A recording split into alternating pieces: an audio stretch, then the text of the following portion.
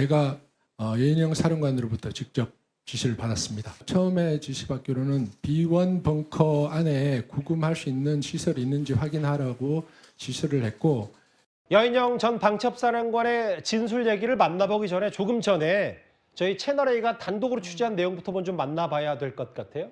이 정치인 체포조 얘기도 좀 많이 언급했었는데 자막으로 한번 먼저 만나볼까요? 이 얘기입니다. 한동훈 전 대표가 계엄 당일에 누군가로부터 국회에 가면 위험하다는 전화를 받았다. 예. 그러니까 국민과 맞겠다라고 하면서 아예 누군가에게 한동훈 전 대표에게 절대 가지 말아라고 얘기한 걸로 저희 채널A 취재 결과 드러났고, 가면 체포될 것이다. 혹은 목숨에 위협할 수 있다. 위험할 수 있다. 전화기 끄고 숨어라. 이런 얘기를 좀 들었다고 하는데요. 송 대변인님, 저거 사실입니까? 저도 좀 확인을 해봐야 될 것 같습니다. 채널A 단독 보도 내용을 아마 제가 대기실 올라온 뒤에 나오는 것 같은데 확인을 못 해봤고요. 다만 그 계엄 선포 당일 밤에 그런 일은 있었습니다. 제가 밤 11시 좀 안 돼서 당사에 굉장히 일찍 도착했거든요. 그래서 한동훈 대표가 당사로 왔을 때 그 당사 특정한 층에서 잠깐 모였었는데 거기에 도착한 한 5손가락 안에 드는 멤버였습니다. 그때 한동훈 대표가 했던 말 중에 이런 건 있었어요.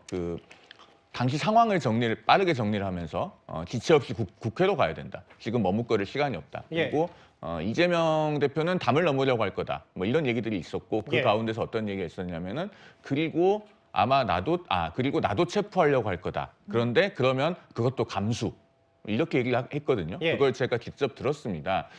그것이 뭐 제가 지금까지 이해하고 있기로는 한동훈 대표의 상황 판단이라고 이해하고 있었는데요.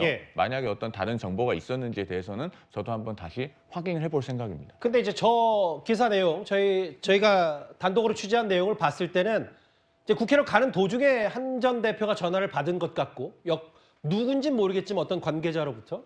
그러면 이게 뭐 내가 체포될 수 있다는 건 여의도 당사에서 한 전 대표가 인지하고 상황 판단한 거라면, 또 가는 도중에 누군가한테 전화를 받아서 목숨에 위협받을 수 있다는 취지는 그 전과는 조금 더 차원이 다른 압박 같아서요.